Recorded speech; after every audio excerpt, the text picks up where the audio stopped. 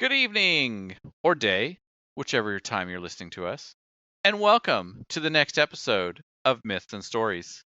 We are continuing our our journey through the history of the Awoken people.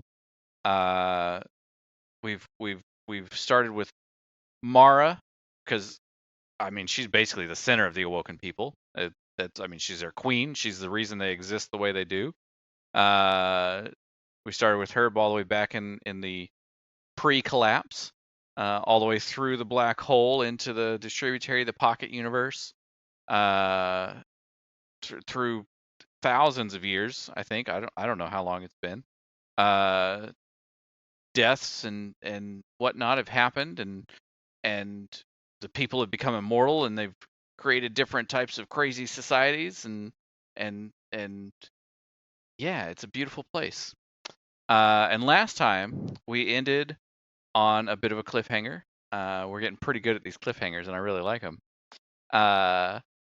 We ended on the challenge that was issued by Sjur Eido to Mara Sov, who turned around and kind of manipulated the the deal a bit, and put her brother up as the recipient of this challenge. And yeah, we're gonna dive into that, which is for me personally, this is one of my favorite parts of the Awoken story, especially in the Distributary itself. Like it's epic. It's epic. It is unlike anything else in the Destiny universe, and like you could pull the entire story of the Distributary out and make it its own thing, like write it as its own book. I mean, I guess it kind of is. But like use it as a TV show. You could use it as something and never tell anyone it's related to Destiny, and it would still make sense within its own little bubble. Absolutely. Like it is such a well-written story within everything else. Now that Bungie is paired with Sony, and Sony has Sony Pictures, like there's already talks of of another TV show, of another game that's super awesome, that's Sony exclusive. Now, granted, Destiny's not Sony exclusive, but we could see it. I could see a Destiny TV show. I'd be okay with that, as long as it's better than the Halo show. Oh, oh, sad face. Well, and on that sad note, we're done. No. All right, Myth. What's the next? What's the chapter we're starting with tonight? Yeah, so we are again in the Mara Senna book tonight. Exclusively, all the chapters we read will be from Mara Senna. The chapter we ended on last time was Impotent 2.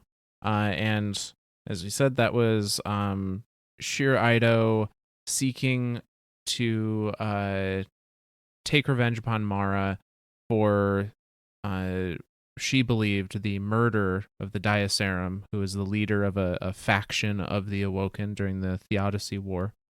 And Sjur came to realize that she could not find it within herself to kill Mara. And so she decided, rather than fight you, I will fight you can choose a champion, and I will fight your champion. And if I win, I will be my winning will be that I get to permanently like maim you in some way, like leave a permanent mark or scar or whatever it may be. And your champion will be dead. And then, if I lose, then my life is yours to do with as you see fit.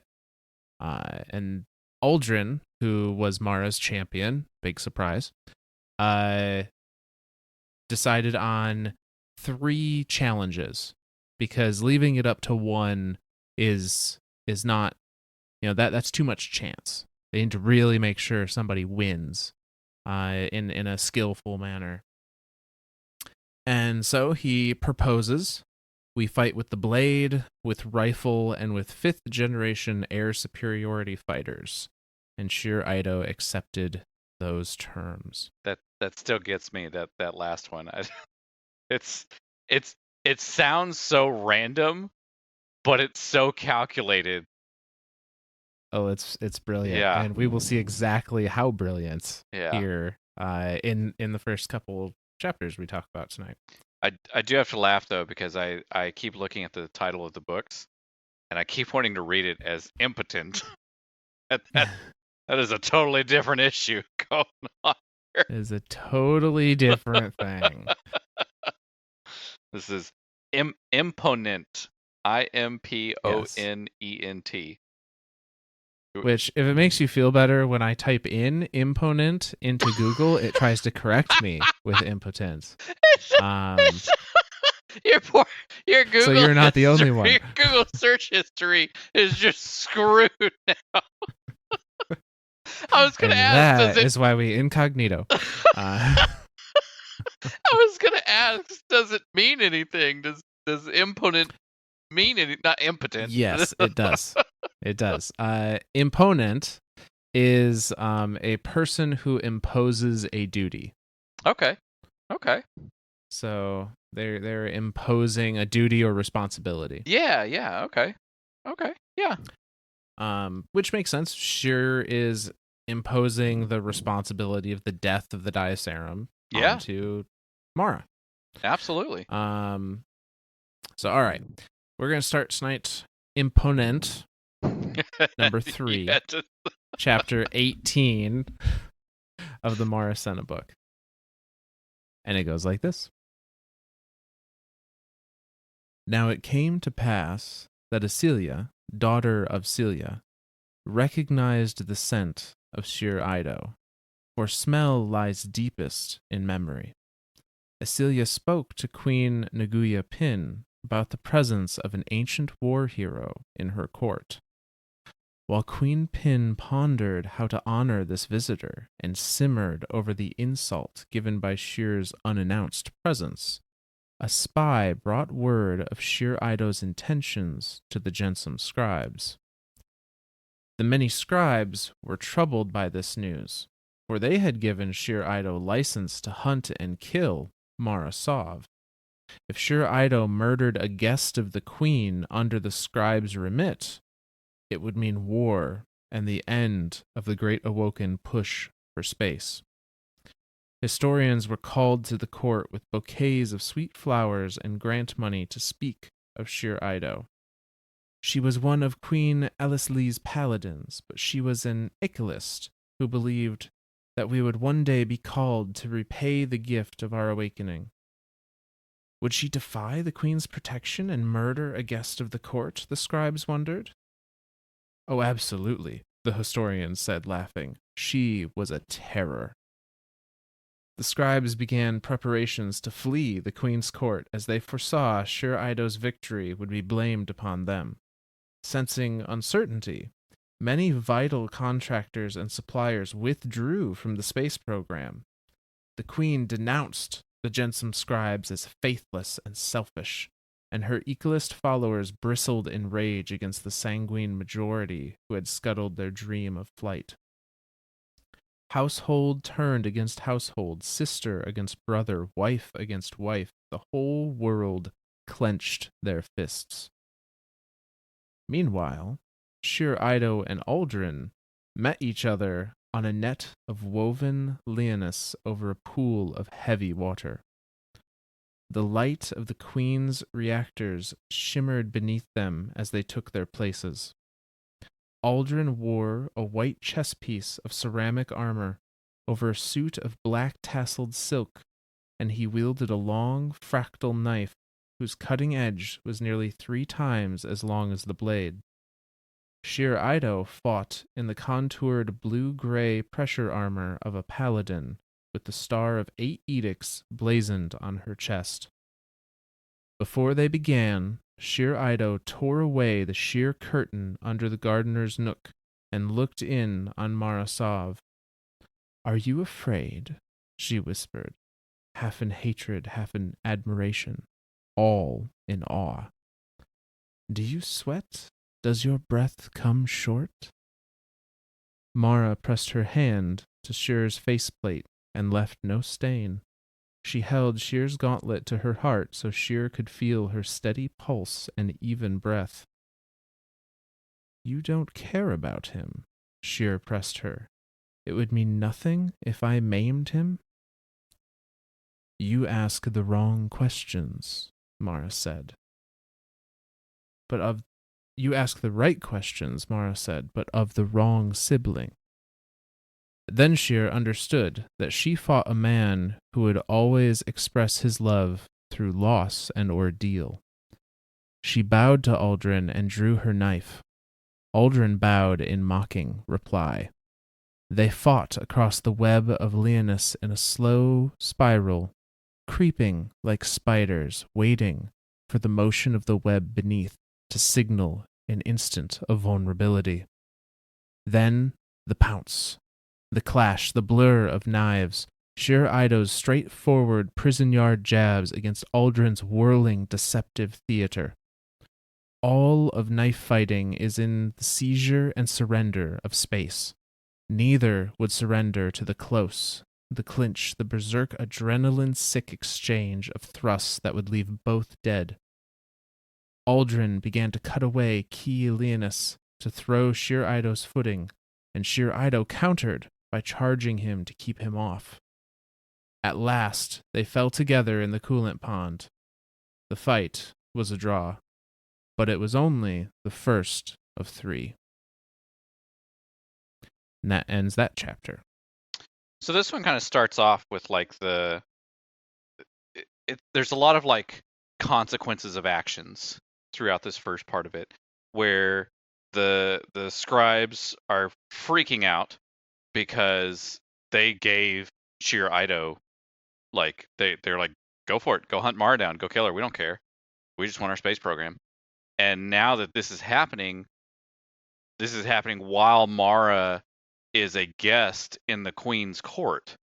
And so the scribes are seeing this as oh shit, if she murders Mara, that's going to come back and be blamed on us because we gave her full permission and rights and information and everything to go do it.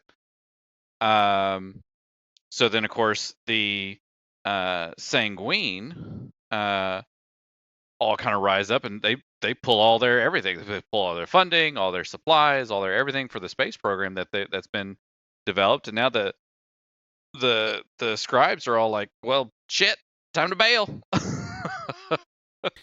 Yeah, it's a lot of politicking that is having repercussions as the scribes are trying to protect themselves and without revealing why they're trying to protect themselves.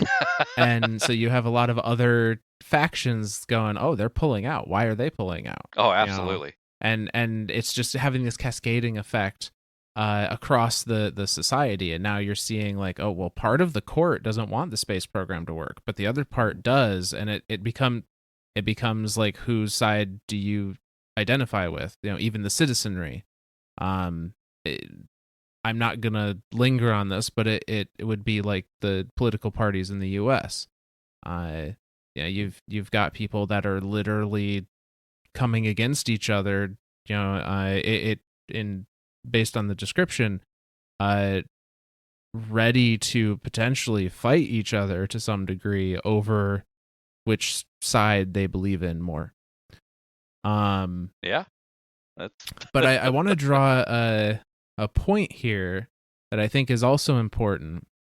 There's been a passage of time that isn't relevant at first. So when the Jensum scribes gave Sjur Eido permission and information to hunt Mara down, they did so in an era where the Jensum scribes were more powerful than the Queen, where they were the end-all be-all. Is this more of a time when they were still like the Paladin-like? Or not Paladin, like Bard-like, where they were still telling their stories? Do we know? No, I don't think so. This is where they're more like the scientific pursuit. Gotcha. From my understanding.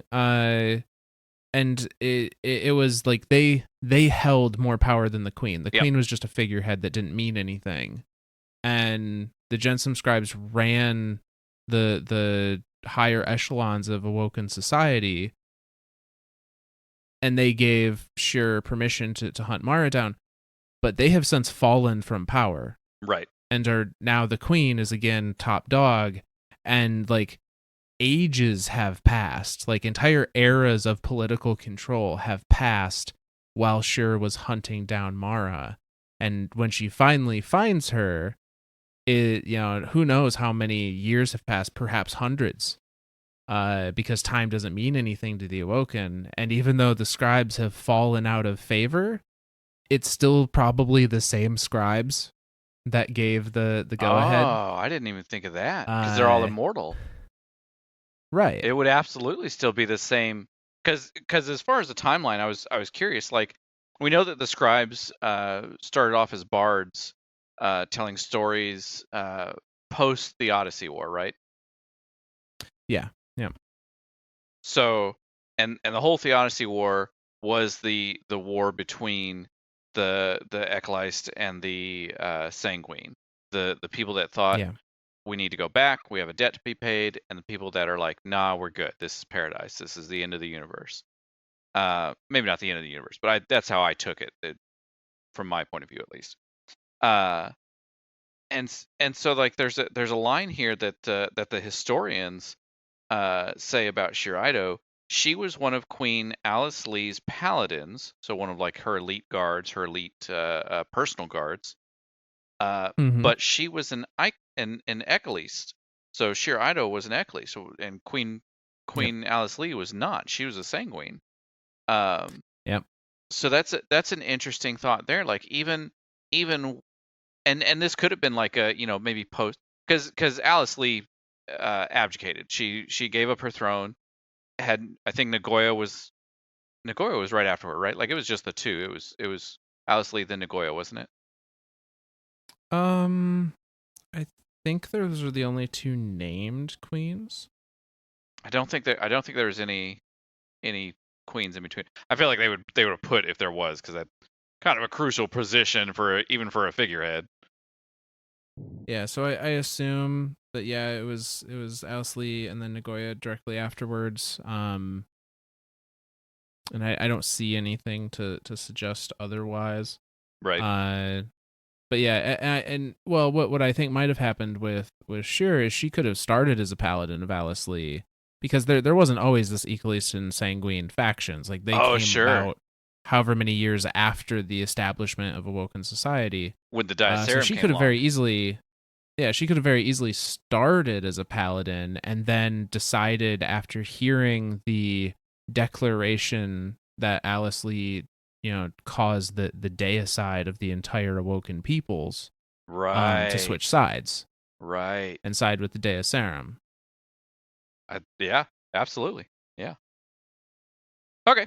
So like that obviously a lot of politicalness in the beginning, or throughout this thing, throughout this chapter, and then we get to the fight. We get to the round one fight. That I like. This fight is. I love all three of these fights. I really do. Like the whole idea of like these two very skilled. Warriors, hunters, all of the above, everything. Like these two very skilled Awoken that are they've got a net strung over a thing of heavy water, which is heavy water is what's used to cool nuclear reactors. And so like they string this net over it, and Uldren's idea throughout this whole fight, like he's very graceful, he's very whoosh whoosh swish swish swoosh.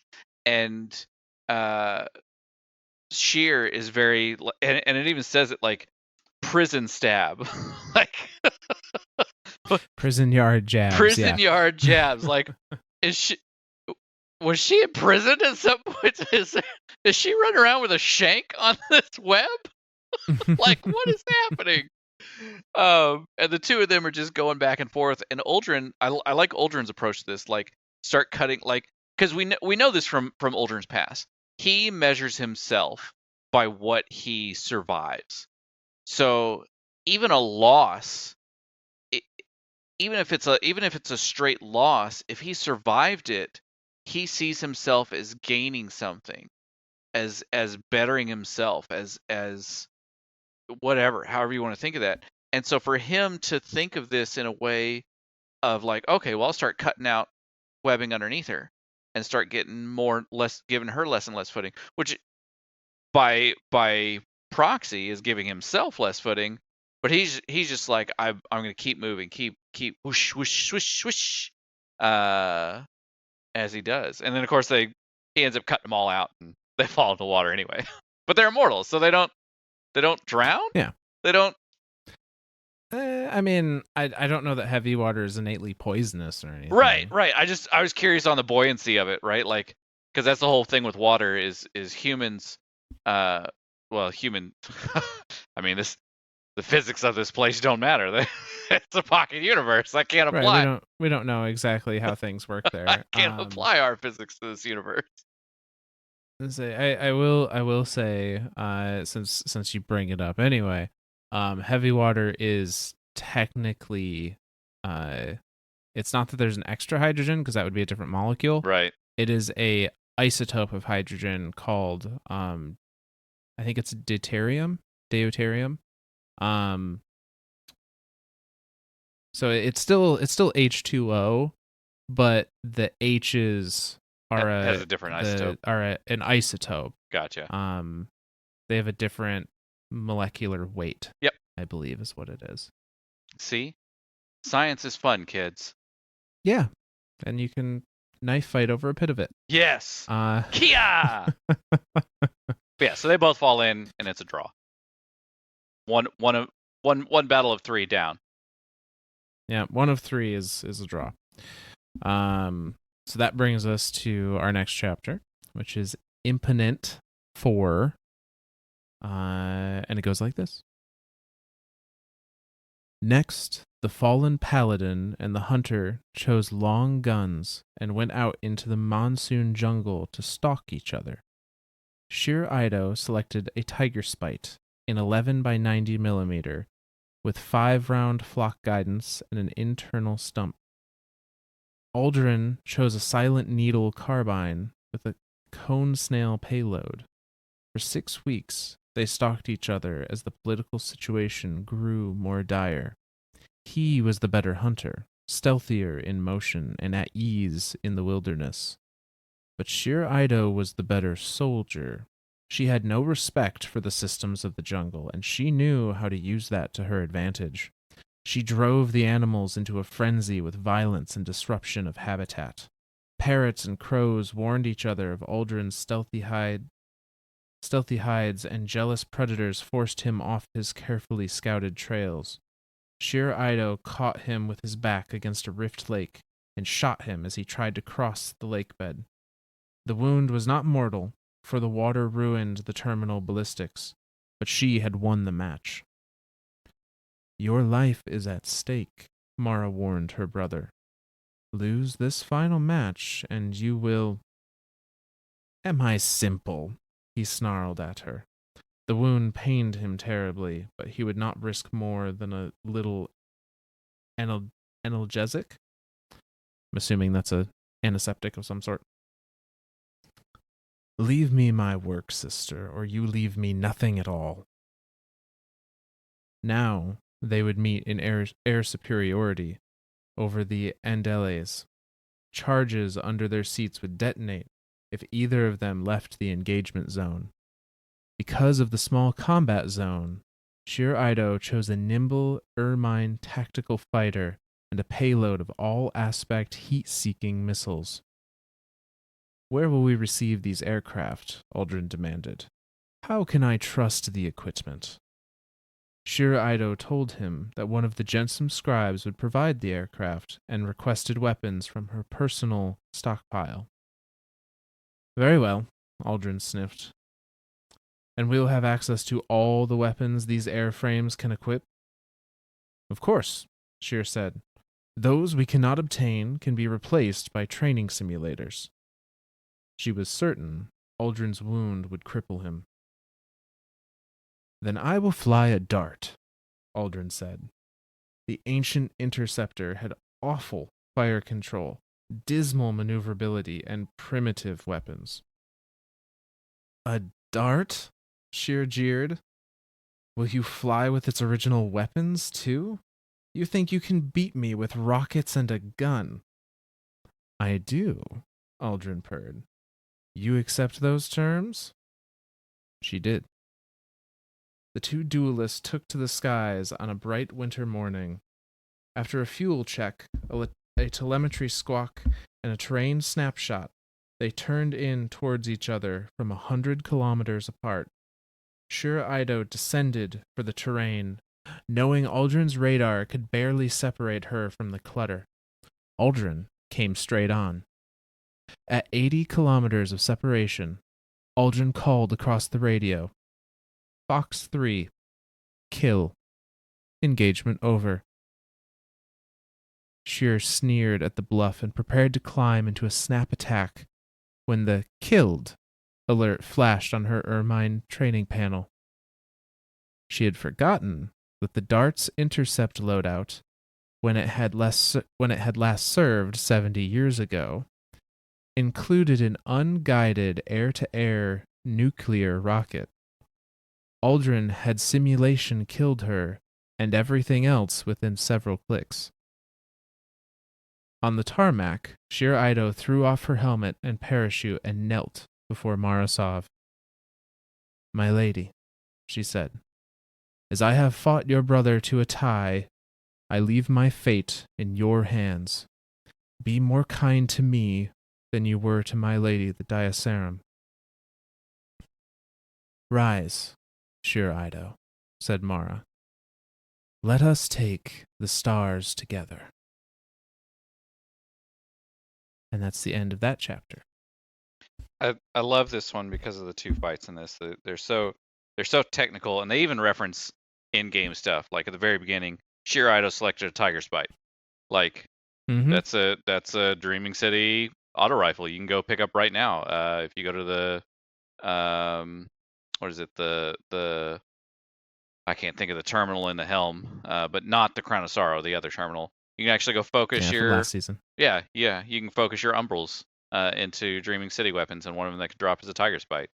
So like that's super cool. And then of course Aldrin, it talks about him having a silent needle carbine. Well, that's just a scout. So basically he's got a vouchsafe. Vouchsafe? Yeah. Yeah. So they're just running around with Dreaming City weapons. Now it's important to note here, they're running around with Dreaming City weapons before the Dreaming City. They haven't even left the Distributary. Like they're still in their pocket universe with these guns. So that's a interesting thing to kind of keep in the back of your mind, that some of the stuff that we see in game was brought with them, presumably from the Distributary into this universe. So that's kind of a neat thing there. I wonder if it was that they were brought with them, or that they used those designs to make weapons in our system, because our Tiger's Bite shoots bullets. So this one talks about 11 by 90 millimeter. Now, granted, it says 5-round flock guidance with an internal sump. I'm assuming the flock guidance would be literally guided bullets, and then the sump would be a regenerating ammo thing. The other one, the carbine with the cone snail payload, I'm assuming is like armor piercing or high cal, something like that. But 11 by 90 millimeter would be a round. The closest I found as a Google search was 11 by 60, which is still a pretty thick bullet. Like it's for reference. 7.62 by, I think it's 59 millimeter is what a AK-47 fires. 5.56 is what a M16 fires. So 11 by 90 would be about twice as thick as a 5.56, so a little bit, almost a 45 caliber thickness round. Jesus, these are some Wow. fat rounds. Yeah. By 90 millimeter, like, so we're talking almost bigger than a 45 long Colt. Like, these are some and fat in rounds. an automatic rifle. Yeah, these are some fat. Holy shit, Tiger's Bite might be pretty damn good. So yeah, and then I love the aspect that they fight with this. Like, Sjur, like, obviously Uldren's the hunter in this aspect, so he's all about the tracking, the trails, like, finding the disturbed brush here and there, and Sjur is completely disregarding everything. Like, she's fighting it like a straight up, like, I'm just gonna mess with everything around him to completely throw off his scent, which is kind of brilliant. Like, I really like it. She's taking away his advantage. She absolutely. goes, "Oh, you have an advantage over me in the forest. I'm gonna disrupt the forest and take that advantage away." Absolutely. Which is interesting, because this is kind of like you still see that, like, brute force strength fighter in her that we saw in the first round, where she was, prison yard jabs, and she's just, very brute strength in it. Whereas Uldren is still trying to rely on his finesse, his swoosh, swoosh, swoosh. That's gonna be my new name for him now. Swoosh, swoosh, swoosh master. So yeah, and then of course, she ends up catching him off guard. He catches a bullet. Sucks to suck. He loses that round. Which then Mara's like, hey, this is essentially 1-0 right now, because the first round was a tie. You lose this next one, your life is forfeit. That's it. That's game over for you. You're dead. And he's like, oh, come on. Like, I got this. I got this, sis. And then this air superior, like, I will never get over this. This is still, it just blows my mind. So they're given ships with explosives strapped to the seats. They're given an engagement zone, and if they leave this zone, the ship just automatically blows up. Boom. That pilot is dead. That pilot loses. It's such a small zone that Sjur Eido, again, trying to figure out the weakness of the other side. Like, how do I gain the upper hand here? Chooses a super fast, super nimble fighter, all sorts of heat-seeking missiles and all sorts of stuff. Like, I got this. And Uldren's kind of like, it's almost like Uldren, like, takes a second to think about it. And he's like, so whatever ship we get everything with it, right? Like, all the guns, all the payload, all the everything. And Sjur's like, yeah, sure, of course. If we can't find it, we'll just simulate it. And he's like, all right, I'm gonna choose a dart. Which, from the description of this thing, it's got to be this, like, it's I think of it as like the Millennium Falcon. Like, it's a cargo ship, but for some reason is the greatest cargo ship in the history of cargo ships. Like, it's this big, bulky thing versus an X-Wing fighter, and the X-Wing is this nimble little pee, pee, pee, pee. Like, this is ridiculous, right? Like, this is like Sjur's looking at this as like a one-sided fight. Like, this is a joke, right? Like, there's no way this is serious. Mm-hmm. And he's like, nah, that's what I want. And she's like, okay, let's go. So they go. Literally, what? Barely 5 seconds into this engagement, Uldren squawks up his radio, kill confirmed. Engagement over, and Sjur's like, come on. We haven't even started. Like, what is wrong with you? And then, sure enough, the little indicator lights up on our panel, kill confirmed, because he simulated firing a nuclear air-to-air rocket, killing not only Sjur Eido, but technically himself and everything within several kilometers. Like, which begs the question: if that wasn't a simulated nuke, because they didn't have the nuclear missiles to actually supply it with its original loadout, right? Would he have still done it if it were real? I don't know. Like, that's the question, right? Because he measures himself by everything he survives. If he fires a nuke and survives it, that's the ultimate, like, I've survived like, what else do you put yourself up against? Well, and also he knows that like the well-being of his sister is at stake. Oh, absolutely. And he is shown time and time again he will do anything for Literally Mara. anything. Like that thought process of he will do anything for her definitely started back on Exodus Green with Oh, absolutely. and has just amplified itself over the years of he will literally do anything for not just everything for her, he will do anything for her. And Mm-hmm. it's that level of devotion, that level of dedication that he has to her that is just, like, it's, I don't know. I I I it's borderline like intoxicating, right? Like it's like I don't know how to think of this relationship between them of and even in the last or two entries before the last entry of our last episode where Mara like orders him into place with just a level of confidence that's just like it doesn't even phase her to put his life on the line. So it's that relationship between the two of them is I don't know how to describe it.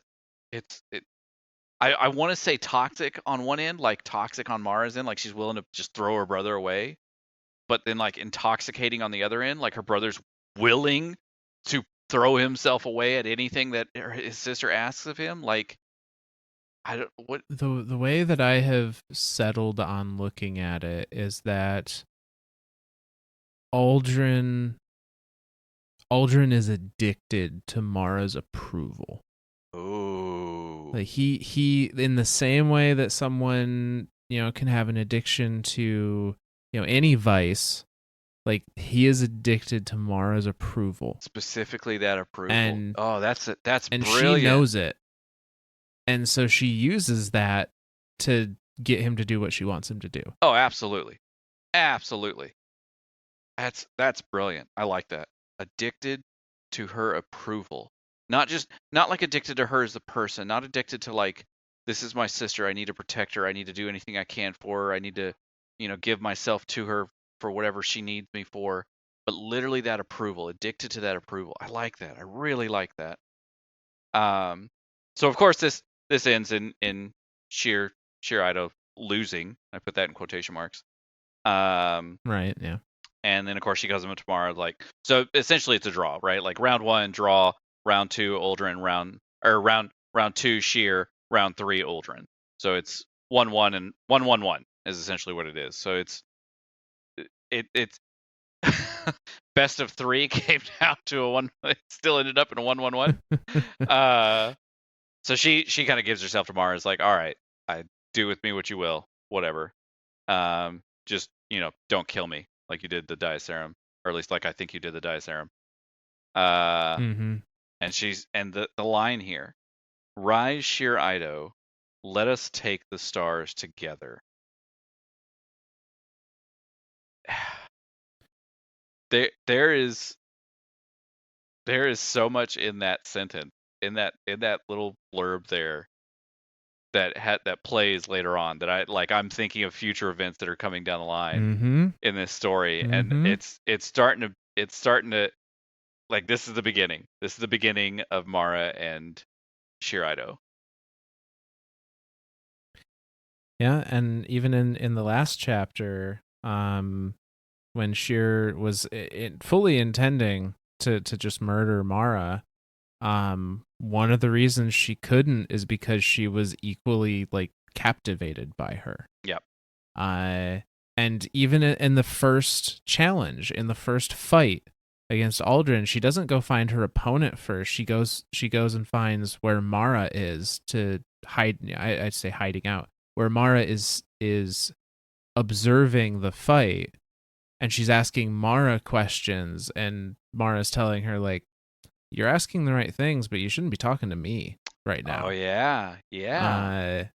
And it's I think that's also a little hint that there's like Sjur is just has this innate attraction to Yeah. Mara.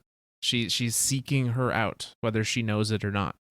So that I think that starts to say something about Mara herself, like the fact that other people are and again, that cult of personality started all the way back on the Exodus screen, and it's just carrying forward, and we're starting to see people just slowly become intoxicated with her. Like, obviously, Sheer's just going to be the first of many, and I don't think that she's the first to become that level of intoxicated with Queen Mara.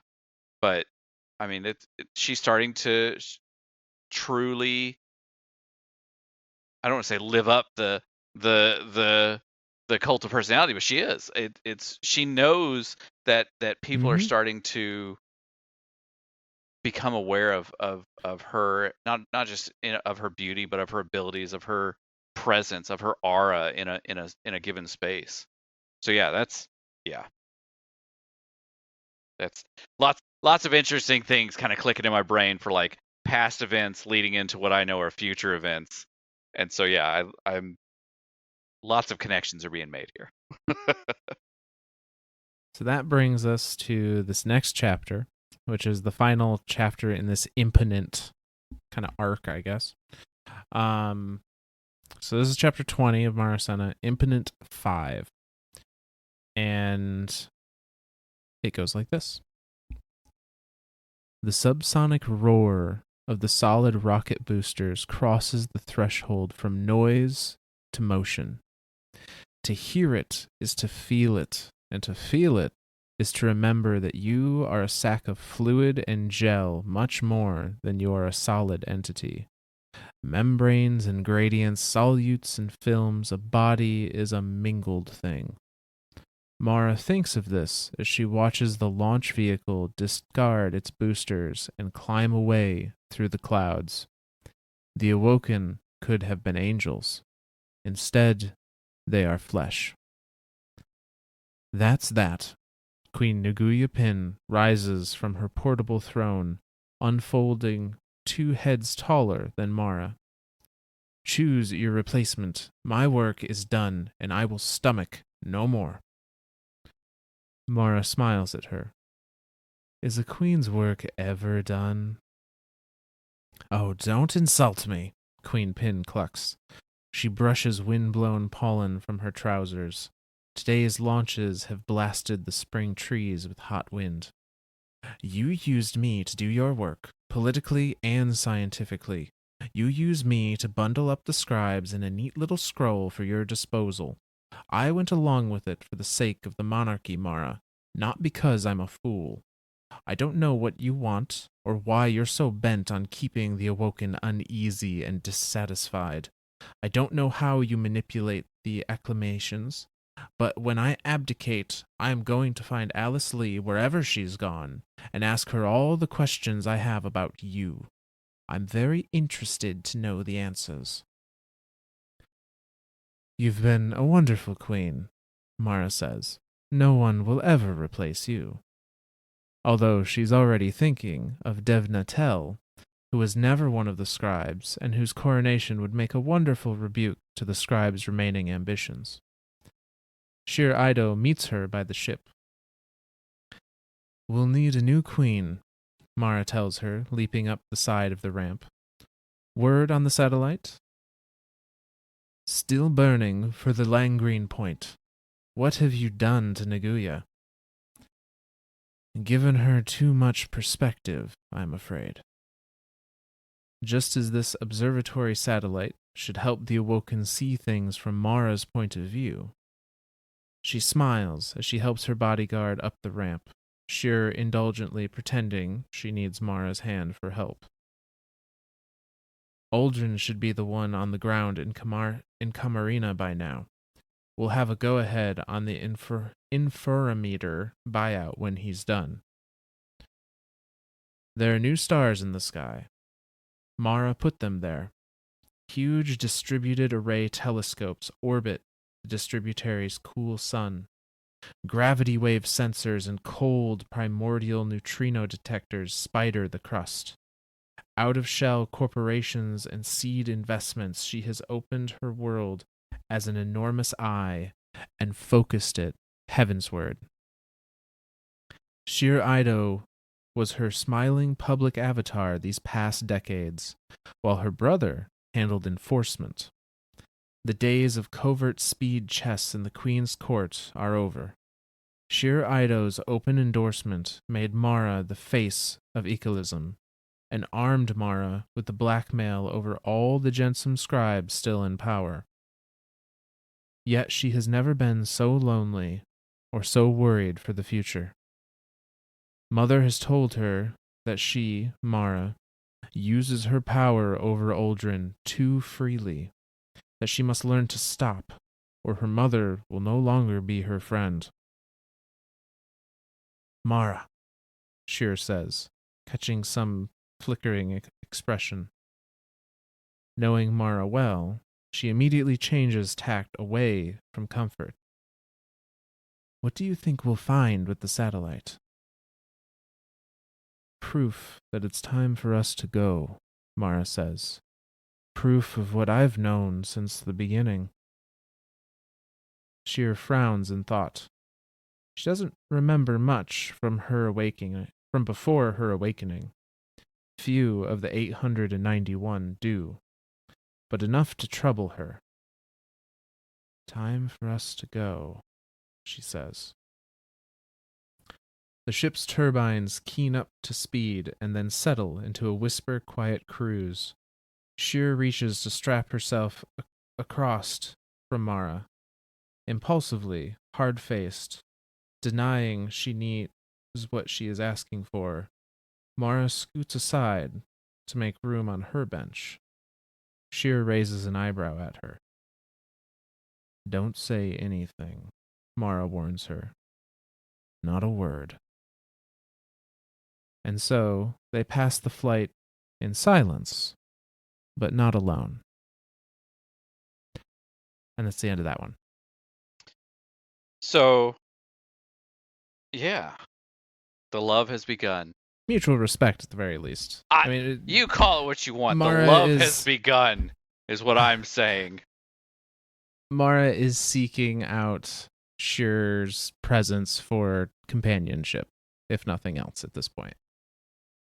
Love has started to blossom and bloom, like the daffodils of the spring.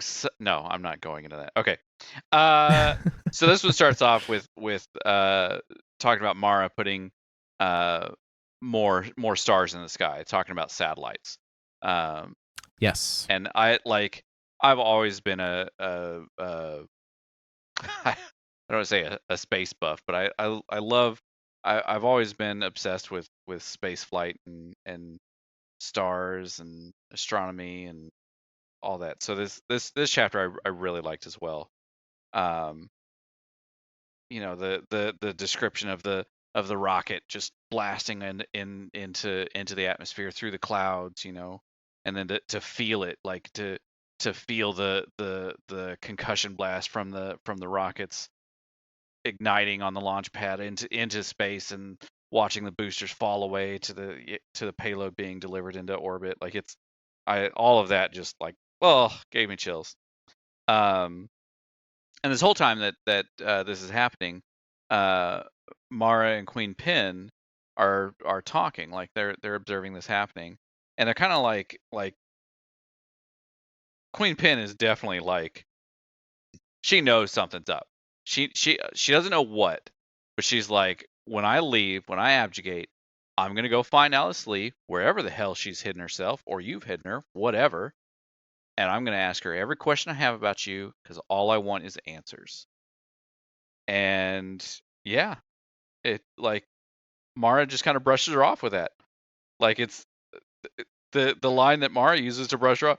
You've been a wonderful queen. No one will ever replace you. Just completely brushes aside the whole conversation like it's nothing. Mm-hmm. So yeah, and then, you know, already thinking of future replacements of queens and stuff. And then of course that's when Sjur Eido, she meets Sjur Eido at their ship to, presumably to return to the palace or return to wherever. You know, still talking about the we'll need a new queen. What's the word on the satellite? So yeah, there's no real like there's nothing big for the rest of this other than like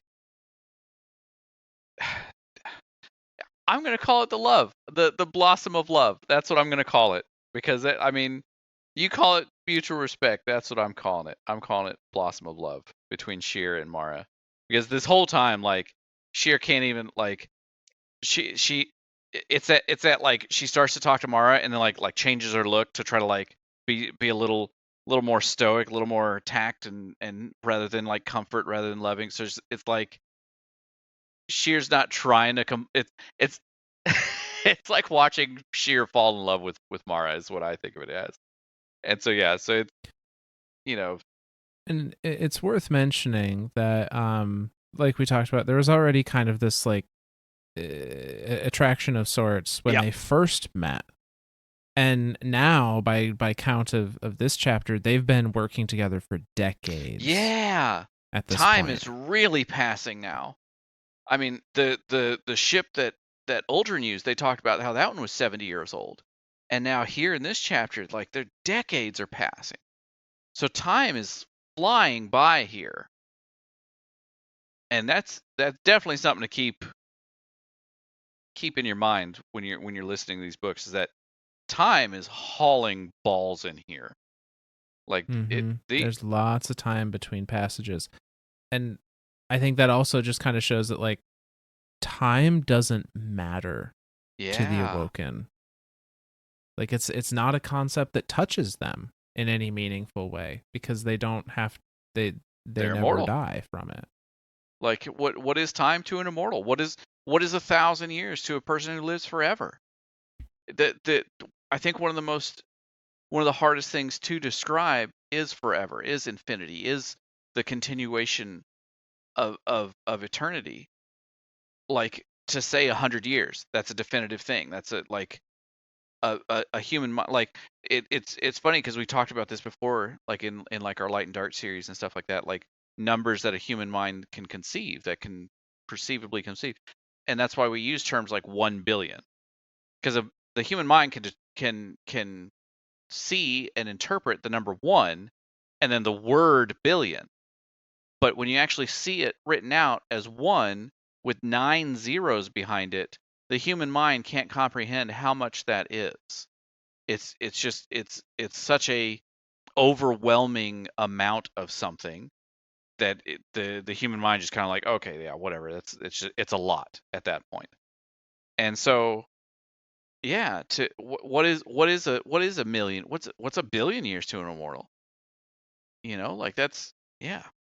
But yeah, so they of course they end this like Sheer starts to sit down in her seat, and then Mara kind of like scooches over on the bench, like come sit here.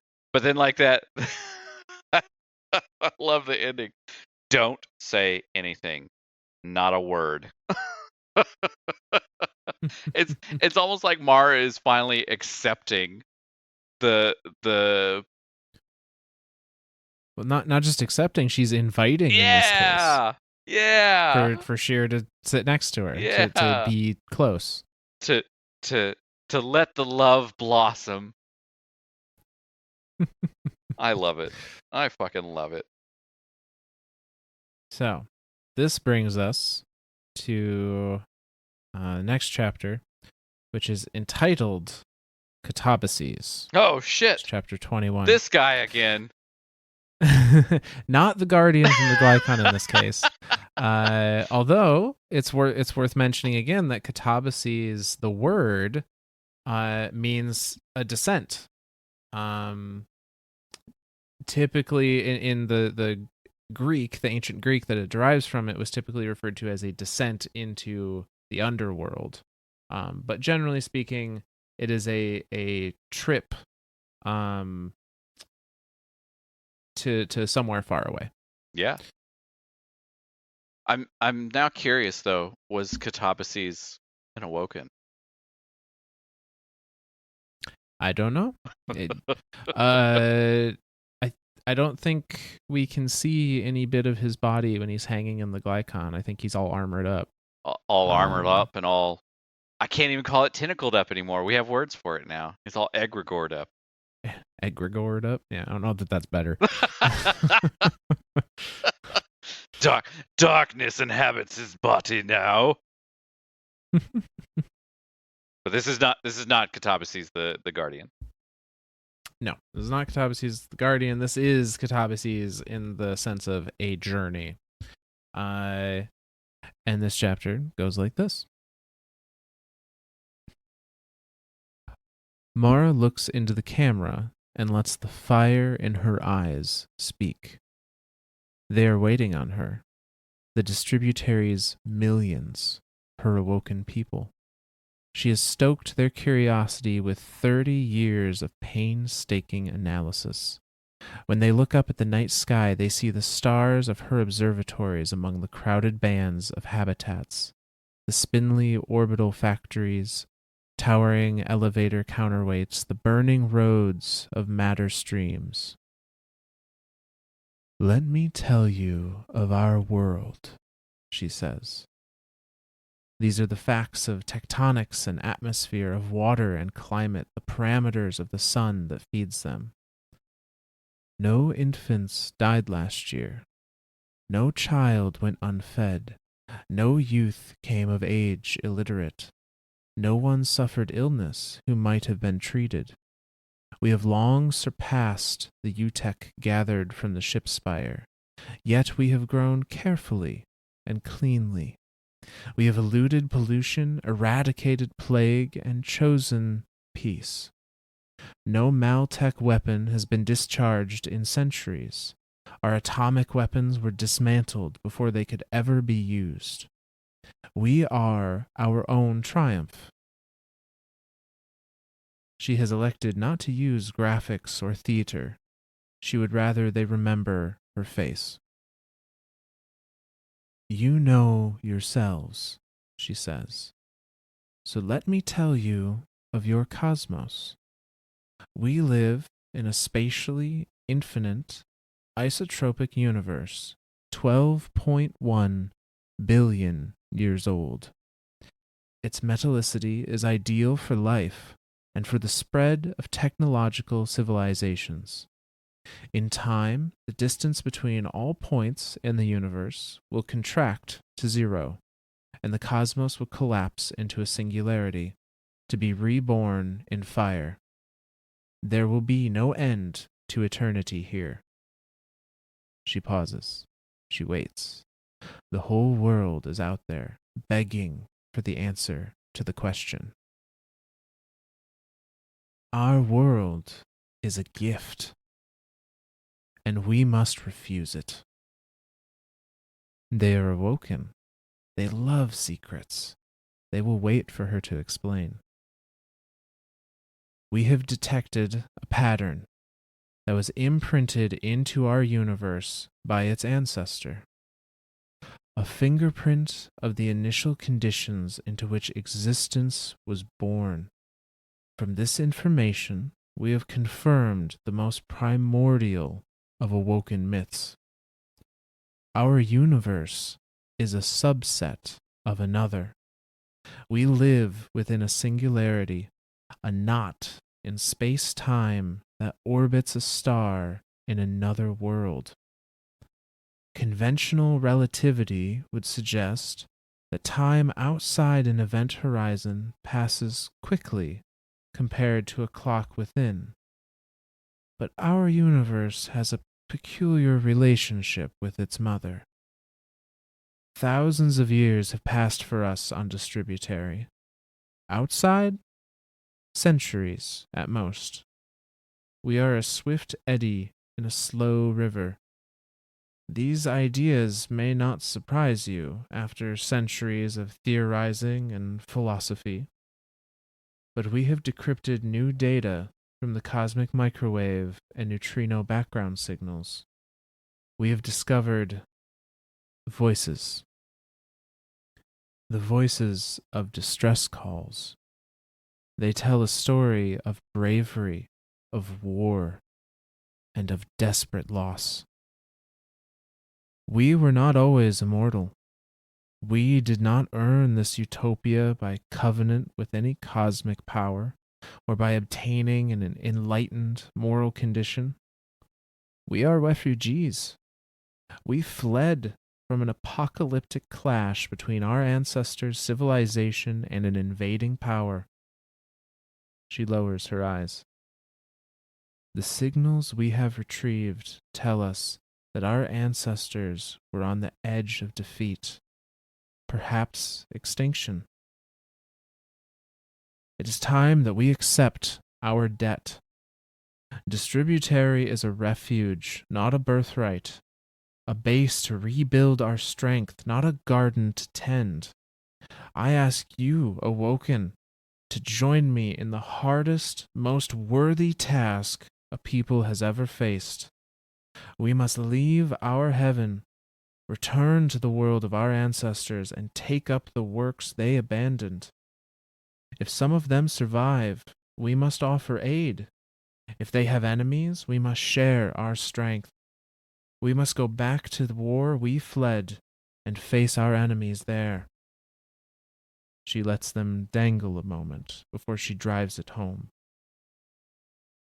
We have also determined that our birthright, our immortality, is tied to the fundamental traits of this universe. Once we leave, we will begin to age again. In time, we will all die. Will you join me, Awoken? Will you answer my call?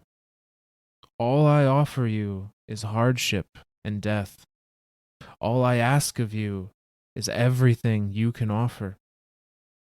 But you will see a light of older starlight, and you will walk in a deeper dark than this world has ever known. And that's the end of that chapter. So that's the journey to be taken, to travel back. Like this is oh, oh, I'm not gonna cry, I promise. So she's It's tough. She has put out a open broadcast like a to press the conference. entirety of the Awoken people, saying, this is everything there is to know about our universe, and everyone that's here, we've confirmed that we're only here because we ran away from a fight. And I like how she does it too. I like how she starts off with, "Let me tell you of our world," and then she goes through this whole list. Nobody's grown up illiterate. There's no plague. There's no pollution. No weapon has just been discharged in centuries. I mean, this is a utopia. This is officially becoming a utopia, and it's taken 12.1 billion years to get to that point. That's the part that always blows my mind. I want to reread this paragraph here again. You know yourselves, she says. Let me tell you of your cosmos. We live in a spatially infinite, so literally it goes on forever. It's like an infinite world in Minecraft. You just keep going in one direction and you will never run out of new territory. Isotropic universe. That one I'm going to have to figure out how to break down. 12.1 billion years old.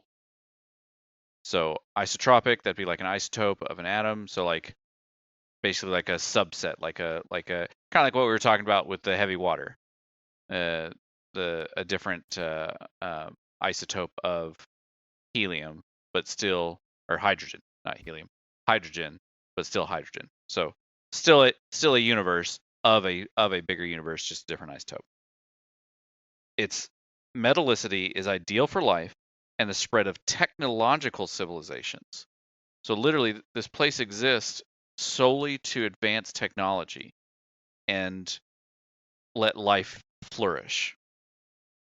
In time, the distance between all points in the universe will contract to zero, and the cosmos will collapse in a singularity to be reborn in fire. there will be no end to eternity here. Basically, she's saying this place is going to collapse eventually. Like I mean, it's the same theory as our current universe. Absolutely, it's all just going to collapse into nothing. And yeah, it's this isn't the paradise that everyone thinks that it was. Like she's basically affirming to everyone, hey, the idealistic thought isn't just it's no longer a religion, it's no longer an idea. We've sent satellites to observe everything. This is now fact. We have a debt to be repaid to the larger cosmos that exists outside of the Distributary. And to tell them, like, we have to give all this up. Like, we've got to go back. We've got to repay this debt. We've got to, and even telling them the whole time, the passage of time. Thousands of years have passed for us in here. Well, technically billions of years, right? Outside, centuries at most. So time in the soul system that they have escaped from has continued. Obviously, that time has continued to move forward, but at an incredibly different rate than what time is happening inside the Distributary, inside this pocket universe, inside this black hole that is just circling the sun right now. Mm-hmm. Yeah. And she paints the picture of their utopia, of this perfect place where they will, have immortal lives, and then makes the request that they have to abandon it. They have to refuse this gift. It is time that we accept our debt. And she tells them,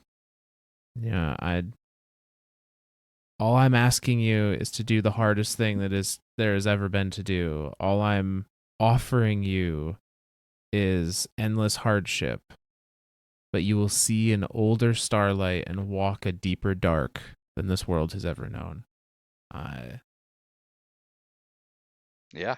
It's like, yeah, it's so hard not to want to cry at this. Like, asking an immortal people to give up their immortality for what some of these people, I mean, she's talking about millions now.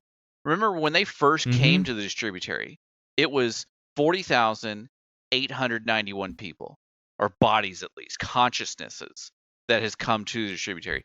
They're in the millions now.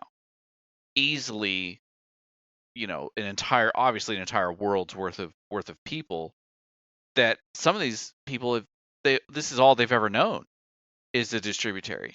They've never known the cosmos. And to ask them, hey, give all this up to go. And I like that analogy too, because it's very similar to the way that Mara, growing up in space colonies, viewed Earth as home, but a home to visit. Like it's almost like she's seeing the soul system as that original home, as like, this is where we came from. We still need to go back there. And yeah, it just all the feels in this one. So needless to say, Mara is asking people to travel back, to leave the Distributary, travel back to the soul system, to either continue the works of the people that once lived there, or if there are a people that yet remain, to lend them their strength. And she, she's intending to leave, and she's trying to get as many people as possible to go with her, via this public address. And she knows, and she doesn't get everybody to go with her, but some do. And before that fateful flight, she has a few stops to make first, and a few records to set straight. And that leads us into our next chapter, which I think I'm probably just going to read the next one and the one immediately after it back to back. I figured so. They're pretty tied together there. Because it's all technically part of the same conversation. Yep. So the chapters we're going to be looking at are Nigh 1 and Nigh 2, which are 22 and 23 of Mara Sov. And people may have heard the term Nigh before, but to give some context, it means a short distance away or almost, something that is almost there or has almost happened. So, like when people say the end is nigh, that's like it's near, it's gonna be soon. yeah. Nigh 1 goes like this. Mara's ship touches down a polite 2 kilometers from the Pearl Groves, and she looks out across mazes of channel and tidal pond to the compounds of ancient silver-white stone beyond. 2-ton oysters glitter in the shallows, their shells jeweled with mineral inclusions. Seabirds peck and fret along narrow white beaches. Mara lifts up her black formal skirts and begins her long walk into Alice Lee's retreat, the sanctuary of former queens. Mara, Aldrin whispers through her throat mic. Don't do this. Take Sjur with you at least. But she has to do this, or she'll never be able to face herself again. The sun batters at her. She hides under a parasol, but heat gathers in the folds of her garments, in the soles of her shoes. When she squints against the glare, she thinks she can see the shining grains of her fleet in orbit. The hulls, built under UTEC supervision to the specification of radically post-conscious AI, that will one day fly between worlds. It is far too late to stop the project now. Far, far too late for second thoughts. Exactly 12.1 billion years too late. For Mara in particular. Mara kicks the sand and trudges on. She's in a foul mood when she reaches the old queen's house, but the sight of Alice Lee sitting on the porch with a battered tea service makes her smile. Thank you for seeing me, Mara says. Thank you for coming. I was afraid you'd leave the universe without saying goodbye. Alice pours a cup of cool blackberry tea. Have a seat. How's Queen Tell? She has declined to endorse my expedition, Mara admits, tucking her feet beneath her on the wide wooden deck chair. The tea is too sweet, but so blissfully cool. I'm sure you understand her reasons. You mean she's declined to endorse the sudden violent severance of tens of thousands of threads from the tapestry of our society? How surprising. Alice looks Mara over critically and then sits back to sigh. A scribe once told me the definition of a utopia is a place where every single person's happiness is necessary to everyone else. You're going to make a lot of unhappy people, Mara.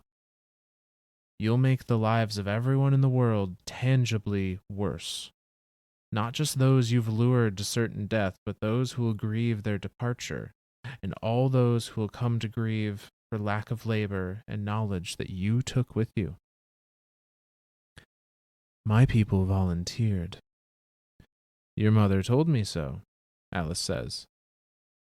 It is one thing for you to have a particular power over people, but another thing entirely to deny that you are using it. You once told me, Mara counters, that I had to consider the symbol people made of me.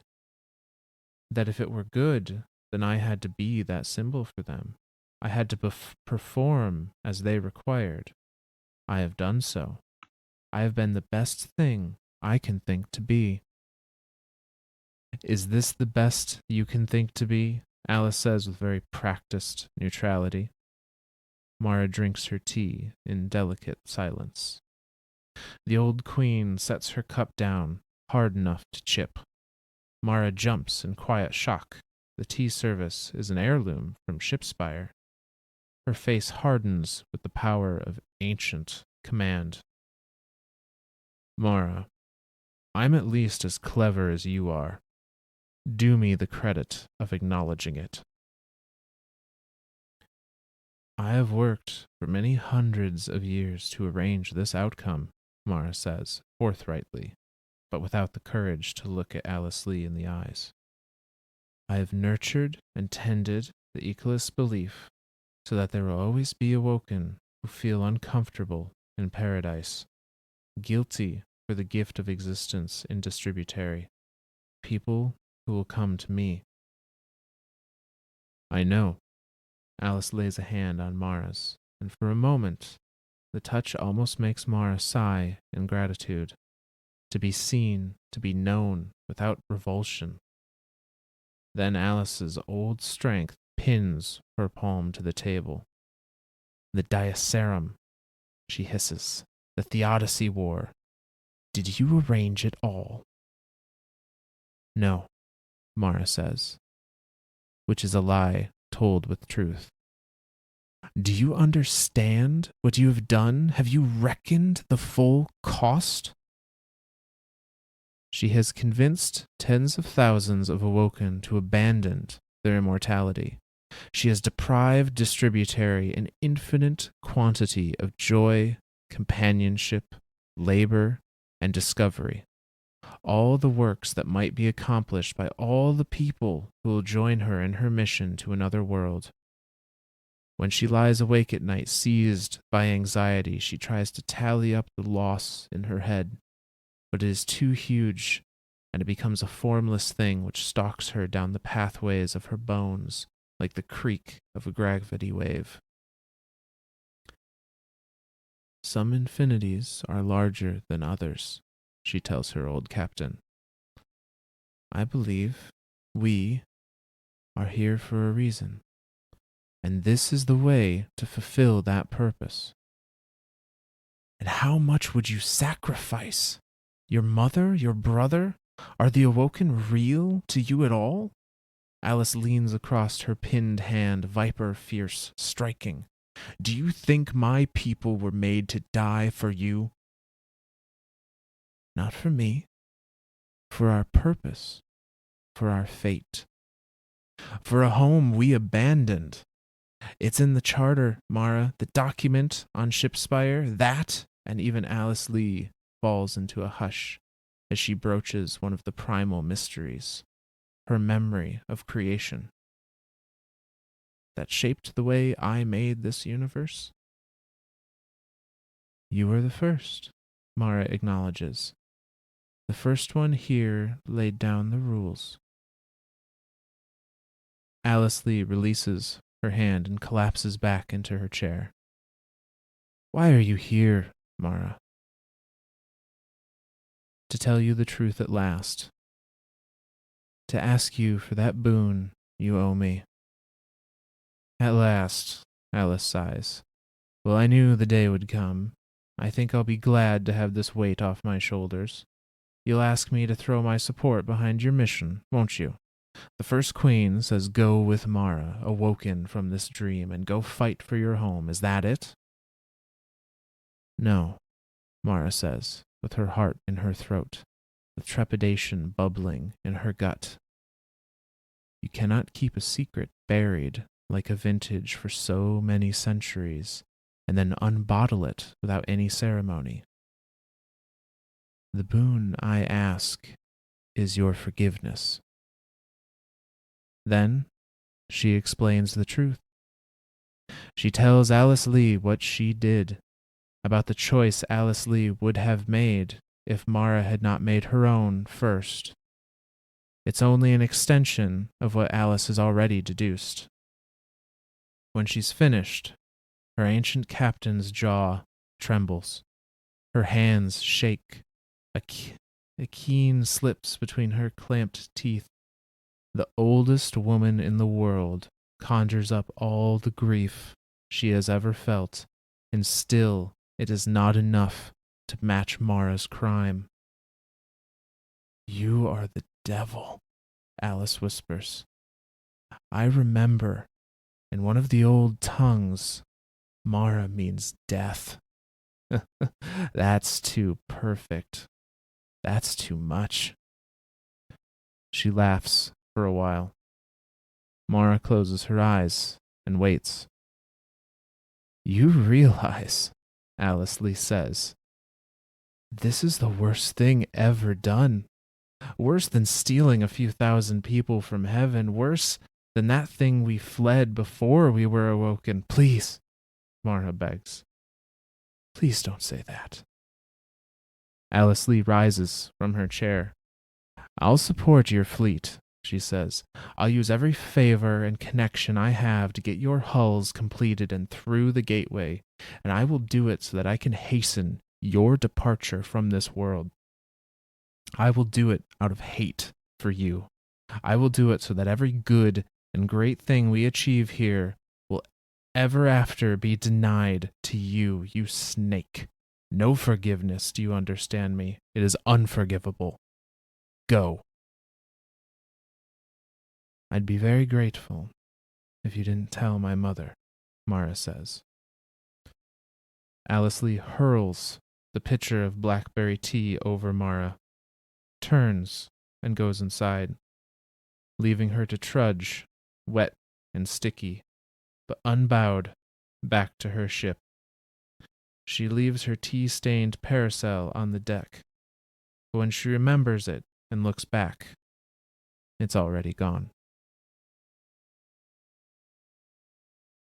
That is the end of those chapters. All right, we got a lot to unpack here. This might be the rest of the episode unpacking these two books. All right. Holy crap. I Whew. Okay. So this starts off with Mara touching down in this area of Queens Remembered, which is essentially two people, Alice Lee and Nagoya Pin. Not sure why they have a whole area devoted to it, but whatever, it's fine. Right, yeah. So she heads up to Alice Lee's place, and Uldren's like, hey, no, take Sjur with you at least. This is, don't go alone. And Mara's very much like, no, I've got to do this by myself. I've got to do this. And so she's heading up there. She looks into the sky. She thinks she can see like the hulls of her ships being built that are going to head back through the gateway, the Distributary. And she gets up to Alice Lee's place, and she's sitting there on the porch with her tea, which is very, very similar. It's identical to the scene that we saw all the way back in the Exodus Green, where she's making green. Alice Lee is sitting there in her captain's chamber and making green tea and butchering the ceremony by filling it full of milk from that cow thing down on the lower decks. And so very, very ceremonious tea ceremony happening here between the two of them. And they're kind of having their small talk, like, how's the new queen? How's Queen Tell? So, that's definitely the queen that Mara was thinking, this will replace Pin, and this person will replace Pin, and that'll be a little, stick in the side to the Jensens. So yeah, so that's that's confirmed the new queen. Which Mara kind of answers her question with an interesting statement. She's declined to endorse my expedition. So rather than tell Alice Lee, the queen's doing fine, she's doing great, just like the one thing, like, yeah, she doesn't like me, she doesn't want to endorse my thing. Uh, and then of course Alice Lee's like, oh, well, obviously, like you're asking her to endorse a trip that's going to separate millions of lives. Like, husbands are going to leave wives, and wives will leave wives, and daughters will leave sisters, and brothers will leave husbands, and all that, like everything. Like it's it's almost like death, right? Like the Awoken people hold individual life so highly because they are immortal. And we saw this in the Theodicy War, where like even a single death is depriving the rest of I say the rest of humanity, the rest of Awoken society from not just that person, but all of the knowledge that that person could have had, all of that labor that that person could have contributed to the society as a whole is being deprived from them. And so even a single life leaving this quote unquote utopia is is a it's blasphemous, right? It's borderline blasphemous. And so she's telling Mara, like, you're gonna make a lot of people unhappy. Like, but it's interesting the line that she used here, and it's I kind of drew different ideas from this line. And she says, a scribe once told me that the definition of a utopia is a place where every single person's happiness is necessary to everyone else. And I took that sentence by itself because I thought about that, and would the and I came up with this question: would the distributary truly be a utopia if there's even one person that is unhappy? And in my mind, it's Mara would be the unhappy person. Mara's not truly happy being here. And so this place could technically never be a utopia while Mara is still here, because Right. the definition of a utopia being everyone happy for everyone else, and Mara being one person. So that was an interesting thought to look at that sentence there. And then she goes on, you're going to make a lot of people unhappy. The whole everything of the lives of all these people that have woven together into this tapestry of this world are going to be torn apart. Like it's just it's ridiculous. Like you're crazy. And then she then reminds her of this line that her mother has said to her. Um, and the line is, one thing it's one thing for you to have a particular power over people, but another thing entirely to deny that you are using it. And it's that exact same conversation they had back on the Extra screen. Back when Yep. she pulled her in the office and was like, look, you're creating a cult of personality, whether you like it or not. Every time, and this was all, back in the Extra screen, every time you leave the ship, you're you're risking your life to, and if you die, these people are going to go insane for the loss that they've had. And now she's just reiterating that here in the Distributary, as if you leave, if you die, essentially, if you bring all this stuff out of here, you have such a power over everyone, and you don't even see it. Like it but I know that Mara sees it. Like I know she sees it. But to Alice, she sees Mara as just throwing all this stuff away, as just throwing away the life of the Distributary, of throwing away Awoken society as a whole, and just saying to hell with it, we're going back. But it's to Mara, it's more than that. It's that debt to be repaid, and and she explains a little bit more later on, and I'll get to that one here in a bit. But she's like, she Mara kind of like shrugs her off again, and that kind of pisses Alice Lee off, and she's like, look, I'm at least as smart as you, I'm at least as clever as you. Do me the credit of just at least acknowledging it. Like, don't sit there and just be a silent ass. Like, come on, level with me. What the hell? What are you here for? Like, what is the deal here? And for Mara to be like, I've worked for hundreds of years to arrange this outcome. I absolutely was behind the Ecoless belief, just so that there would be some Awoken that wouldn't see this place as a paradise. They wouldn't see this place as a utopia. They'd want to go back.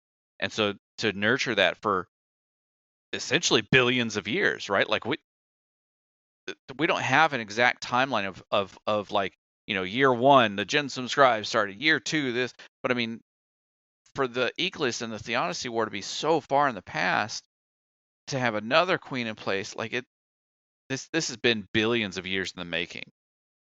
And then Alice Lee asks the question, right? Like the Diaserum, the Theodicy War, all of that. Are you behind it? Did you arrange all of this?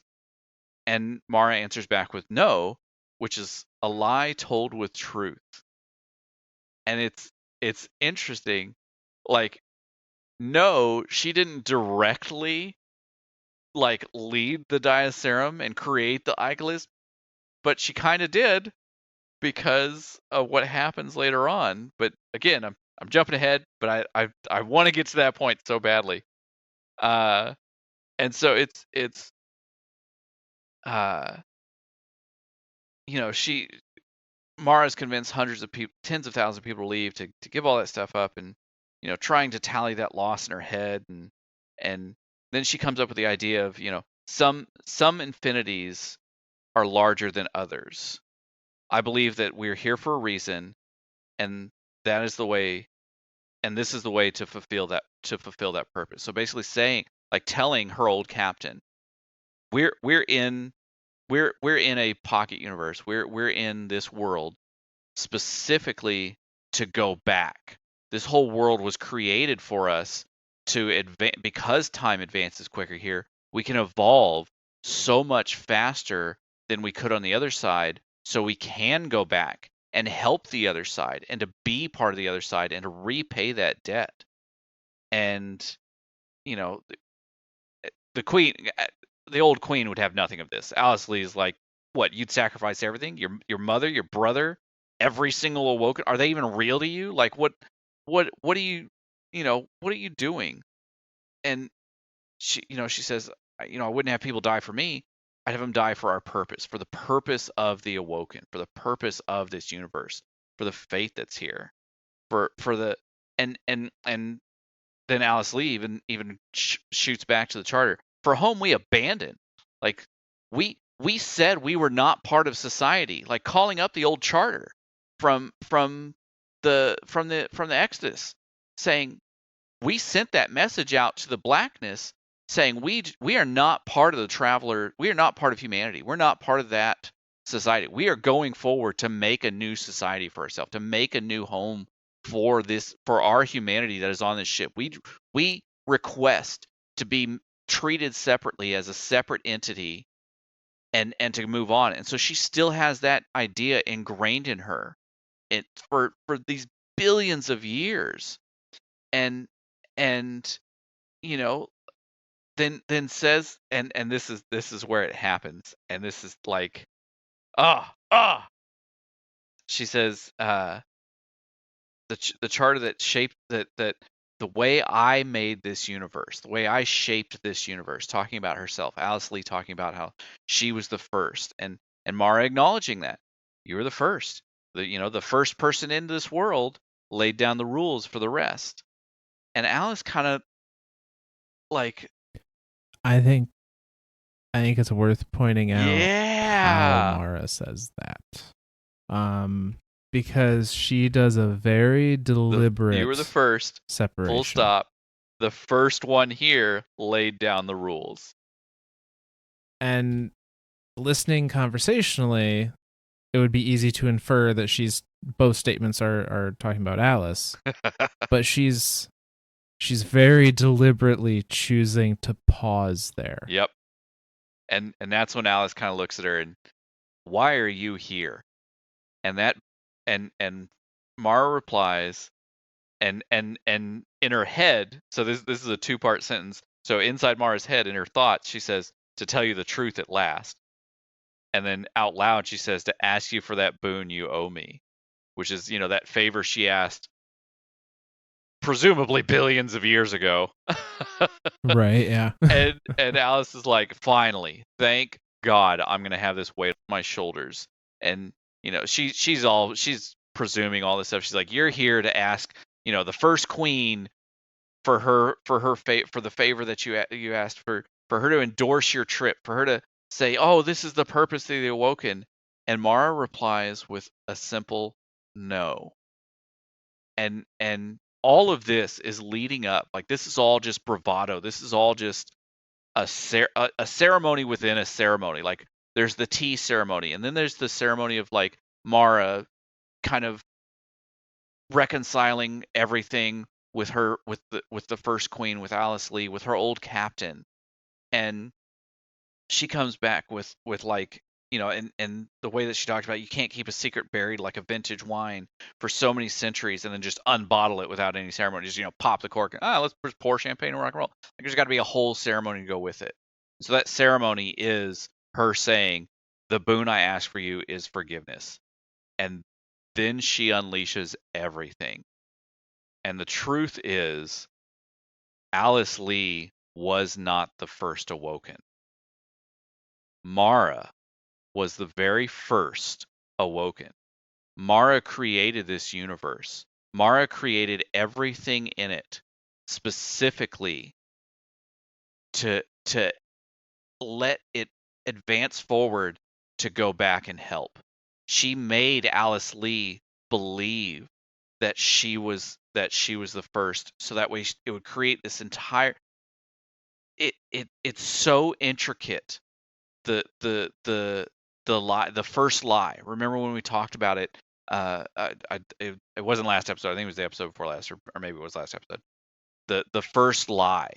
Like, Mara cuts herself off when she starts to describe everything, because Mara remembers everything because she created this universe from her mind. Like, when she put her finger out and did the boop to, boop the darkness on the nose, and boop the joining between the darkness and the pinprick of light on the nose, and just boop, opened up the singularity, opened up the black hole, and basically dove in because she wanted to be the first.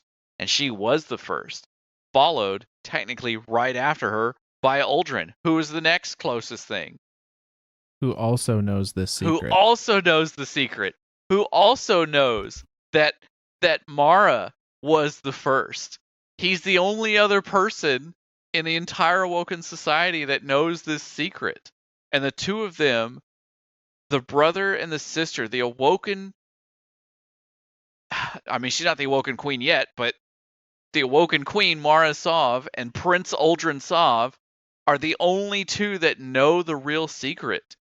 And when Mara explains all this to Alice Lee, like, it's Alice, it's too much. Alice looks at her and says, "You are the devil." Like, it just, holy shit. And then she just, like, she sits back and she's like, you realize this is like the worst thing ever. Like, this isn't just like, oh, we've killed a few million Awoken. Oh, we're going to take half of Awoken society and travel back to a universe that half of those don't even know existed. Didn't know existed until, 2 days ago when you gave your big speech over the teleprompters and everything. Like, whatever.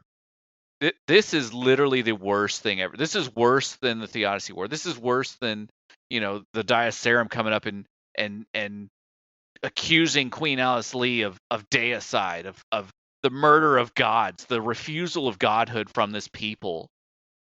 This is even worse than that. And worse than even running away before we were Awoken. So even Alice, and it's just, Mara's just like, please, I get that you're mad. Don't say that. Like, just give me a sec. She's like, no. I'll support your little shit. I'll give you my endorsement, all of that. I will not give you my forgiveness, because this is an unforgivable crime. And I'm doing all this to get you the hell out of my utopia, to get the hell out of this world, to leave, to get out and take all of your crap with you. And it's just, the only thing that Mara can say to her in response is, please do not tell Mom. and Alice just hucks the tea at her face. Hits the wall behind her. It shatters, and this original tea set from the ship spire, which is presumably the Exodus Green ship. So yeah, and Mara gets up to walk away, and she walks away all tea soaked and everything. Doesn't even think anything about it. Gets about halfway to ship, turns back, realizes she left her parasol on the deck, and when she turns back to get it, it's already gone. So presumably Alice Lee either picked it up and went inside with it, or the winds blew it off, or whatever. And so yeah, it's like, this is it. This is the lie finally revealed, and it's oh oh. Yeah, there's a few pieces that I wanna go back and touch on that you went over, but I want to offer some additional bits Absolutely. on them. So when Alice Lee is talking about the charter, Mm-hmm. it's talking about this primal mystery of the Awoken, the charter of the ship spire that she used to shape the universe. Remember, the charter, the vote that was made, majority vote was abandon Earth, continue the mission, continue onward. Mara voted to go back. Yeah. Even then.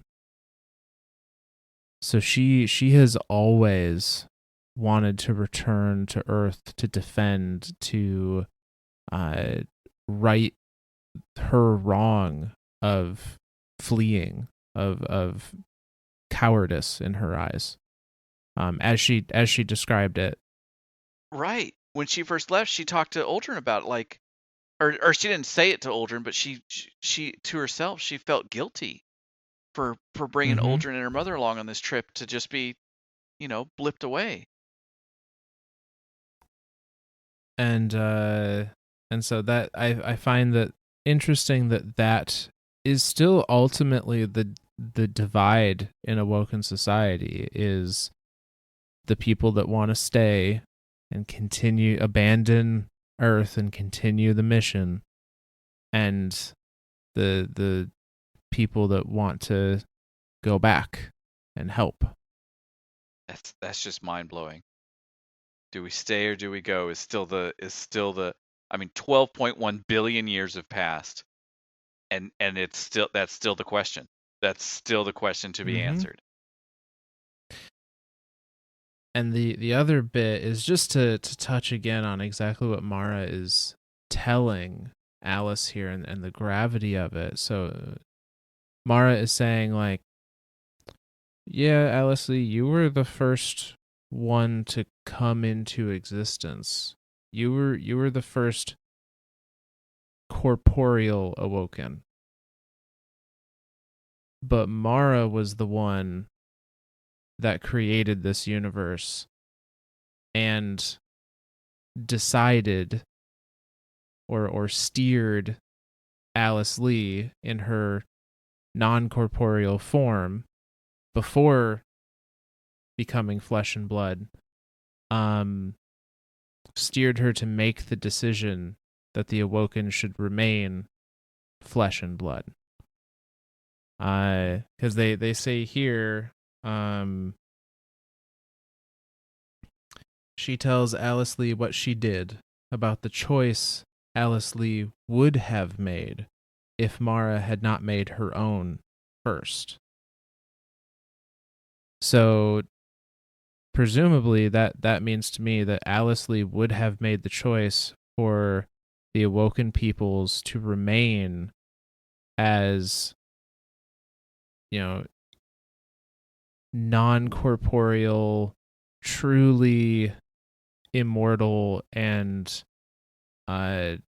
gods, essentially a pantheon of thousands of gods. Absolutely.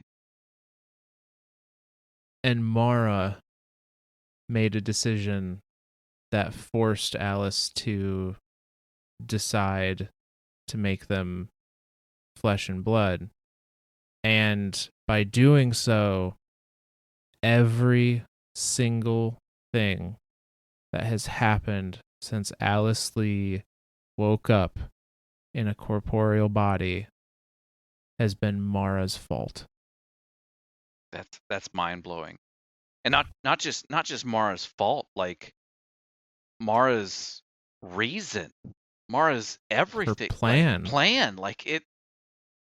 This has been the plan from day one, from the second the boop happened. And it's interesting because when the boop first happened, I always thought of Mara seeing that as like, because she even talks about how she just, she leapt off the ship and she's got so much kilometers of tether on her, and just she's like, I'm ready to be ended. Like, I always saw that as like a suicide jump, and I I and I'm still not fully sure to this day what Mara truly thought when she leapt off the hull that day, or that moment to go boop the light in the dark. I don't know if it started off as a, I'm ready to succumb. Since I'm the only one basically voting to go back, I you know I'm ready to succumb. But then as soon as she boops it, and the black hole begins, and she crosses the event horizon and realizes that she's in this pocket universe, that she can do anything she wants in here, like anything she thinks can become reality. It's all up to her. Does that change her motive? Does that say, okay, now instead of death, now instead of a suicide, now I have the tools. I can make something happen inside this universe to help me go back and help fix. Because that's always what she was all about on the ship. She was always about, a problem arises, I'm just gonna fix it myself. I'm not gonna let my superiors know. I'm not gonna let it go up the chain of Mm-hmm. command, create the incident report, fill out paperwork for that, get the acquisition request done for the parts. 2 weeks later the parts come in, and then you go fix it, blah blah. She just get the parts and fix it. That was it. Like, she wanted to just be done. So I'm curious if that, like, if her coming to this side was like, what was her thoughts jumping off the hull that moment, and then in retro, or not in retrospect, in moving forward, coming through the singularity, did did those thoughts change, or was this her idea from the beginning? Was her idea like, oh hey, I see a black hole forming, let's jump inside and see what the fuck happens? Do I get the tools that I need to fix this problem of humanity? Like, man, there's so much in this. Like, it's mind blowing. I have to believe that she didn't. There's no way she knew. Oh, if I jump into that black hole, I'm gonna become the god of a new universe and Right. be able to be able to design it however I want. I think she didn't know what was gonna happen, but that has always been her thing. Is like, she was outside the ship so that she could die in the starlight. Yep. And she saw something present itself, and she's always been the one to dance close to danger, and so she And that jumped extra towards it. sense. And that extra, like, sixth sense. Yeah. Now once she got there and became aware of herself in whatever way that manifested, she very clearly had a plan. Yep. Of, I want the Awoken people to exist, but to exist in a way where there will always be at least a group of them that are uncomfortable in paradise. Yeah. So that they will follow me.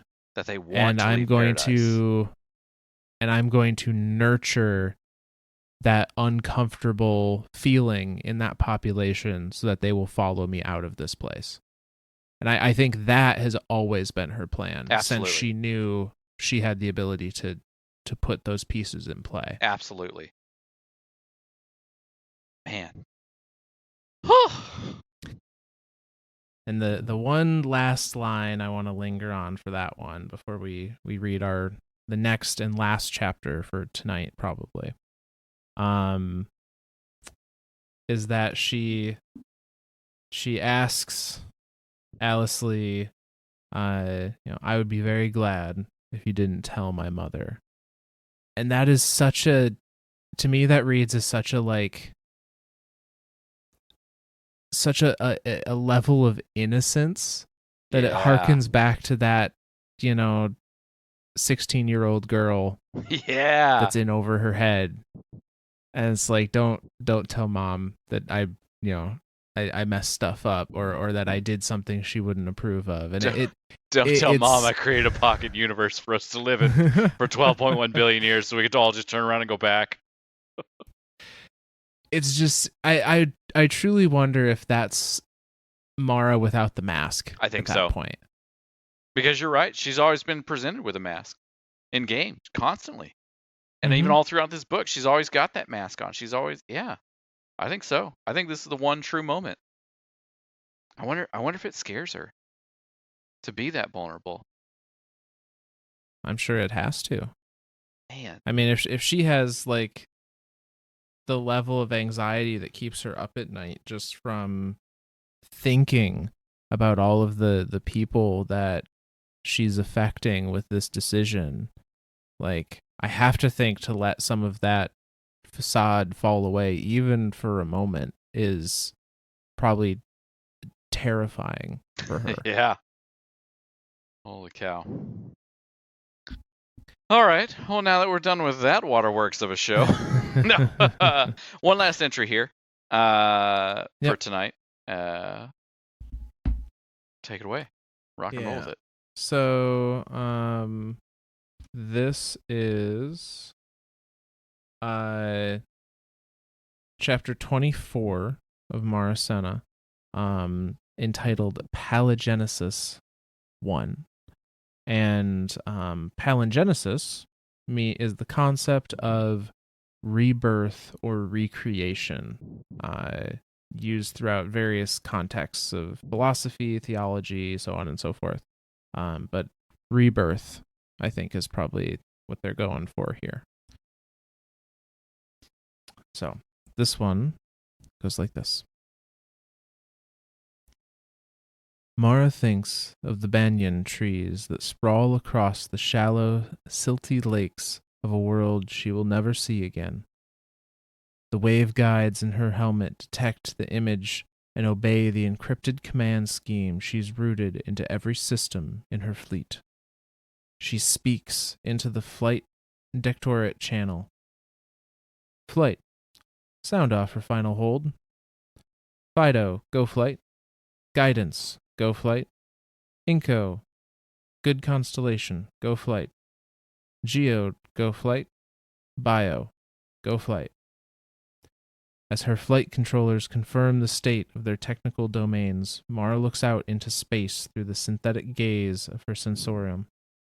The hulls gleam in the stark blue-white light of the star, each ship a silver seed pod braced by immense structural members and cocooned in reservoirs of spectrally adaptive smart fluid, theoretically enough to survive the horrible forces of transit through a singularity. Mara ordered herself not to crane her neck, but she does it anyway and gets a terrible cramp as she searches the sky for Distributary. There it is, the world of her rebirth, shining water blue and beautiful, wrapped like a gyroscope in its twin rings. World of laughing corsairs, world of breathless forest hunts, world of mountains flickering with pale Cherenkov fire, world of sweet berry-stained lips, and mathematical insight pure as a rhodium chime. She will never see it again. Mara thinks of her mother. She doesn't want to, but she does, and the memory blindfolds her and muzzles her and plugs her ears so she can hear nothing but Osana's voice on that final night. They're tipsy together, and the evening has wrapped around to morning. Now they sit, side by side, mother and daughter, watching the sun rise over the range from Osana's little ranch house on the tundra. I'm not coming with you, Osana says. Mara has been so afraid of this answer for so long that she actually giggles. This can't be happening. Of course, this is a nightmare. One of those stress dreams where your powers of persuasion and manipulation fail. Sure, Mom, she says. You've got a ranch to run, after all. More? No, thank you. Osana squints into the dawn. Little aged creases surround her eyes. Illegible encryption, unbroken despite Mara's centuries of effort. The rising light draws a tear. You'll have to send my goodbyes to Aldrin. He's not speaking to me. What? Mara gasps, as if this is the real shock, and not losing her mother forever. Why? Because I already told him I wasn't coming with him. I'm happy here. Mom, Mara says with rising anger. I'm happy here too. That's not the point. A conversation which did not so much end as beat itself to an unsustainable emotional pulp hours later. No catharsis, no closure. Back in the present. Weapons, Aldrin calls. Go flight. Go flight, Mara confirms. The clock is counting. L minus 5 minutes. Directly off her hull's bow, a sphere of ultra-dense mass awaits for the moment of implosion and collapse. There will be only moments to transit the wormhole before it evaporates. Flight sensor, Sjur Eido calls. I have anomalous starfield occlusions bearing. Intercept, Mara shouts. They're missiles. It had to happen. Somebody had to try and stop the departure. Someone good and paladin pure who believed they were saving tens of thousands of Awoken from madness and doom. Flight, Fido. Do we abort? Negative, Mara snaps. The countdown is go. Weapons kill the inbounds. Sjur Eido grunts in dismay. They're going to get through, she says. 5 or 6 at least. Aldrin, Mara opens their personal channel with a thought of his face. Reassign your guns to protect the gateway. We'll lose hulls, Mara, I know. Do it. Mara opens the command interface for the gateway and sends the image of a bloody thorn. The countdown skips instantly to 0. All ships we are aborting directly to launch. Brace for acceleration. She issues the emergency launch order. The hull screams with thrust. Mara's suit floods with cushioning gel. She thinks of her mother's face, trying to fix it perfectly in her mind, and her sensorium tries, vainly, to open a channel to Osana. As the hull plunges into the singularity, the last thing Mara sees is the mournful error message. No connection. No connection. Cannot connect to Osana. And that's where that one ends. So this is it. This is the traveling back. Like, this is all the ships are ready. They're Mara's, spinning up through the different. It's funny because Mara finally has that seat that she coveted back in the Exodus days. Like when she was in Alice's Lee captain's room, that's what she aspired to be, the captain of the ship, and now she's got it. She's they're going through all the different stations. Go flight, go flight, go flight, and then thinking back to the night before with her mom. They're just drunk all night. Her mom saying, I'm not coming with you. Mara's just like, oh yeah, sure, whatever. You got a whole ranch to run, right? And Mara's like, or Osana's like, you'll have to say goodbye to Aldrin because he's already written me off. And Mara's like, what? What the hell is his problem? And she's like, well, I told him I wasn't coming because I'm happy here. And Mara's like, that's not the point. Like, that's cool that everyone's happy here. We have this debt to be paid. I created this universe so we could go back, and then just starts this whole like hours long back and forth, back and forth, back and forth. It just comes to no closure for him, for Mara or Osana, I think. And of course, then she goes. She hears all the kind of more voices snapping her back to the present. Go flight, next station, next station. So she gets everything set up, and she's fixing to she's giving everyone 5 minutes when we're gonna launch. And then Sjur comes up. Sensor, I've got shit coming in. And Mara realizes they're missiles. Somebody somewhere, some do-good paladin, pure of heart and believes that they're saving lives of Awoken by killing all of the ones that are retreating, because all the ones that are retreating are going to just succumb to madness and doom. And so, she's like, do we give up? Do we abort? Do we go back? Nope. Everything, instant command. Uldren, weapons free. Kill anything that comes towards us. Protect the gateway. Protect the wormhole at all costs. And Uldren's like, it's a couple of missiles are going to get through. We're going to take some damage. She's like, I don't give a shit. Let's go. And so then gives the instantaneous command of launch now. And 5 minutes went from 5 minutes to 0 real quick. And they launch. And as they're launching through, she's trying to make like that one last call back to her mom. And of course, she's passing back through a singularity, back through a wormhole, and it's just connection lost. No connection. Cannot connect to Asana. So yeah, this is our cliffhanger. The return to Seoul. They have emergency launched back through the singularity to try and get back to the Soul system under heavy fire from their own people, trying to prevent them from doing it at all costs. And we'll see what happens next time. Yeah. Well, we don't really have any shout-outs to give this time. I did do some homework for everyone. I did the math from last time. Remember we said that we were going to do at what point does doubling does one turn into 2, turn into 4, turn into 8, turn into 16? Does that eventually lead up to 40,891? And it absolutely does not.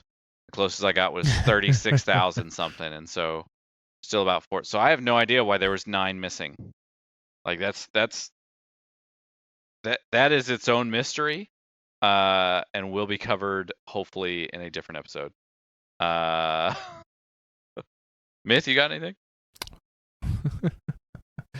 Yeah, we'll cover it once we know what the hell it means. That's kind of what I'm getting at. Like, we'll cover it in a theories episode. But no, I'm just gonna do kind of our normal plug. For anyone that is not already aware, we've got we didn't have any tonight because we were spoiled last time by having 3. We were. Which is pretty awesome. That was awesome. But you guys are awesome.